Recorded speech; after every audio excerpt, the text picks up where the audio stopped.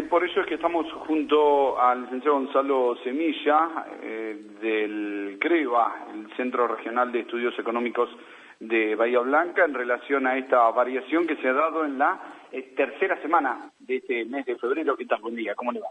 ¿Qué tal? Buen día, ¿cómo estás? Sí, tercera semana y las variaciones son más preocupantes porque seguimos viendo la escalada de precios. A ver, básicamente yo te voy a transmitir dos indicadores.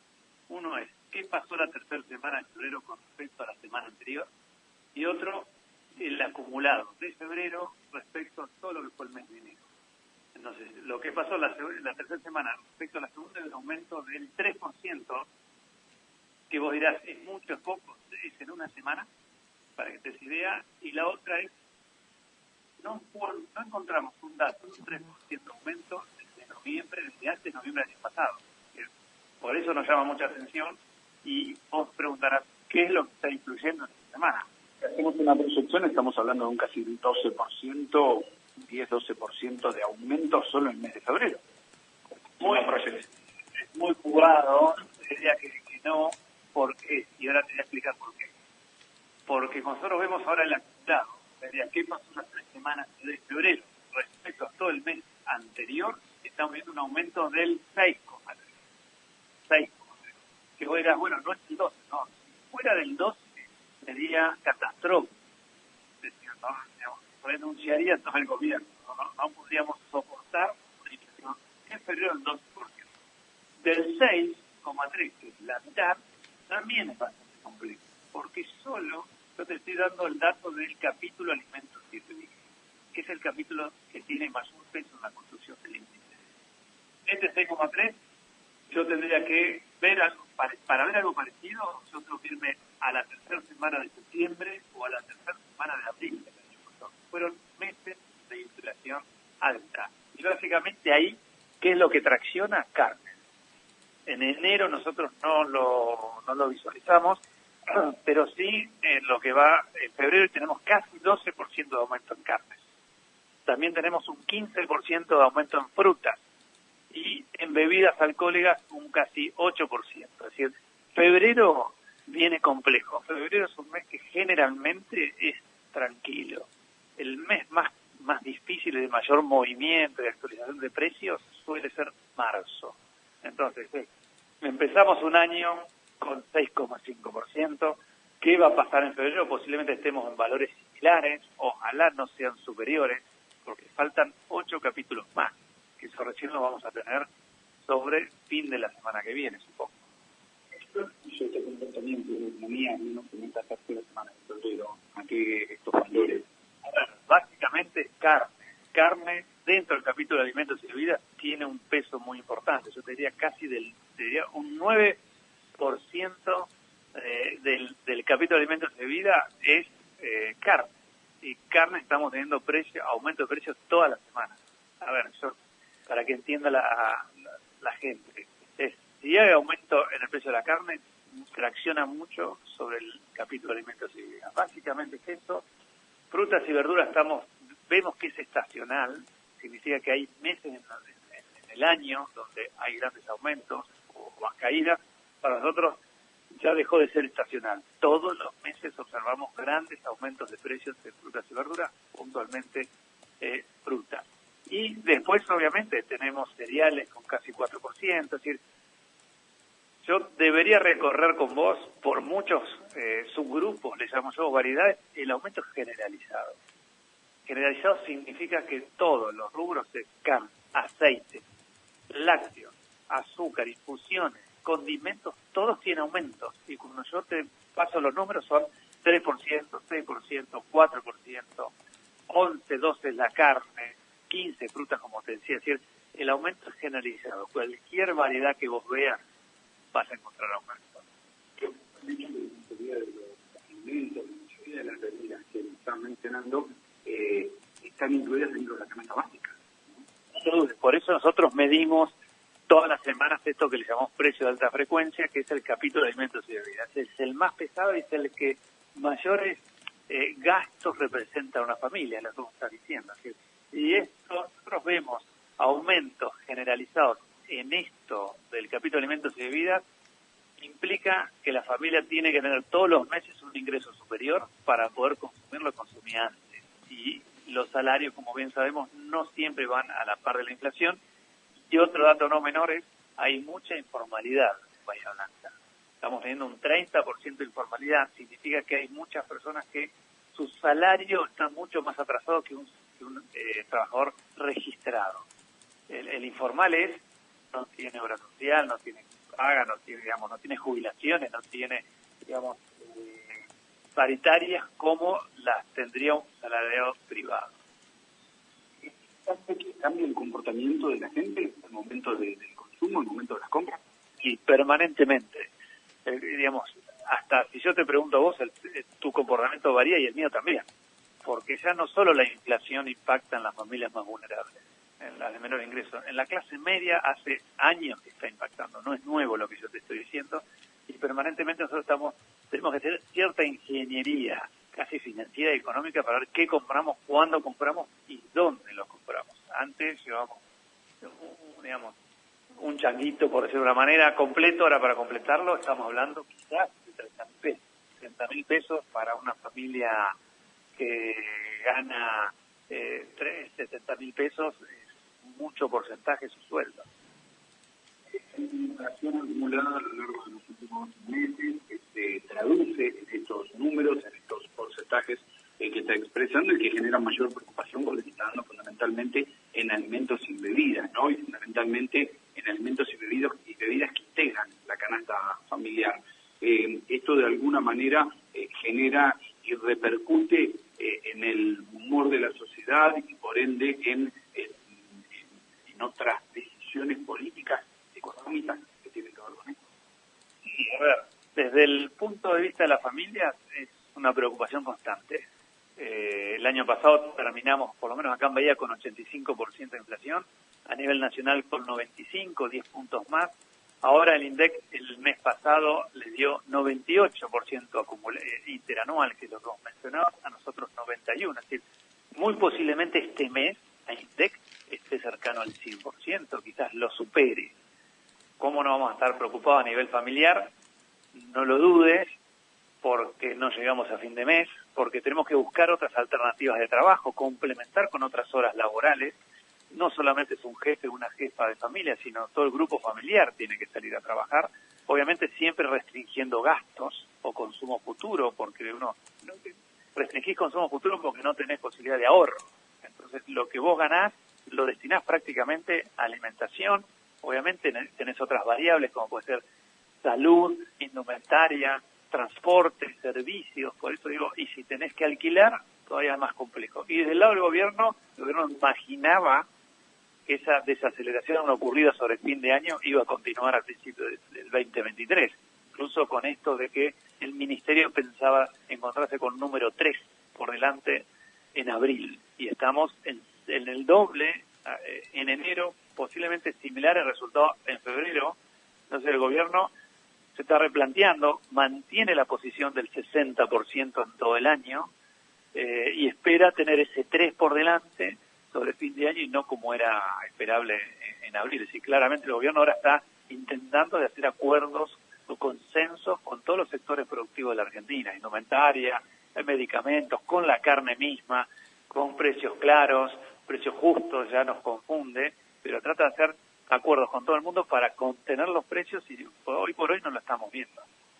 No son suficientes estas medidas, no son las adecuadas. Sabemos que son muchos los componentes o los factores que influyen en la inflación, inclusive el comportamiento mucho del consumidor, ¿no? Sí, evidentemente, y esto ya lo vemos de hace años, por lo menos desde el 2018-2019, todos lo que son estos acuerdos de precios siempre son píldoras de muy corto plazo. Es una especie de medicamento que dura 8 horas. Cada 8 horas tenés que tomarte una vallaspirina, un ibuprofeno, perdón por el nombre comercial, pero es eso porque te viene la dolencia. Es decir, el tratamiento debería ser distinto, ¿no? De que dure horas, sino que sea una política de shock.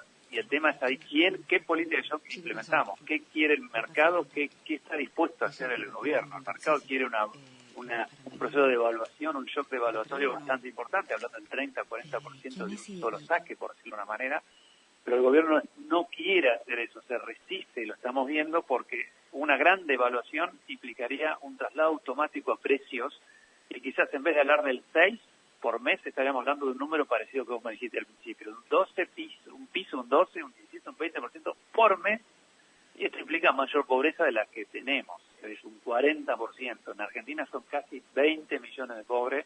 Entonces, un proceso de evaluación brusco, shock de este estilo, sería más perjudicial para mucha gente de la Argentina, de Bahía inclusive, y el gobierno se resiste a hacerlo.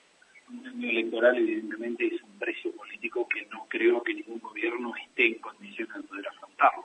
Totalmente, se resiste, por eso digo, hay devaluaciones mensuales que el gobierno está decidido a hacer que acompañen a la inflación. Es decir, si tenemos una inflación de un 6%, va a hacer que la variación tipo de cambio sea del 6%, no más, que acompañe la devaluación del peso, que acompañe el ritmo de la inflación, no más, y así hasta fin de año. No lo va a asumir, no lo quiere hacer, y además en general un año de elecciones hay un mayor gasto a través de infraestructura, obra pública, y el gobierno está complejo, porque tiene una sábana muy corta, y los compromisos con el fondo no es aumentar el gasto, sino bajarlo, bajar el déficit. Y el mercado tiene dudas de que lo pueda lograr en este año.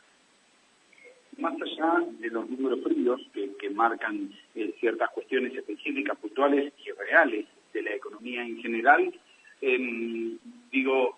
evidentemente los diferentes programas de lo que mencionaba, precios cuidados, precios justos, precios claros y demás, no han traído la repercusión o el golpe o el shock económico que se requería, ¿no?, para estos casos.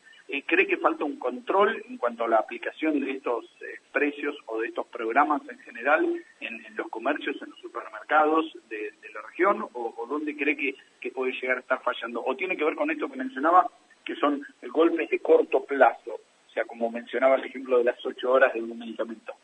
Sí, bueno, cuando hablamos de consenso, justamente la palabra lo dice, es una negociación en la cual ambas partes están de acuerdo en firmar ese consenso. No puede ser coercitivo.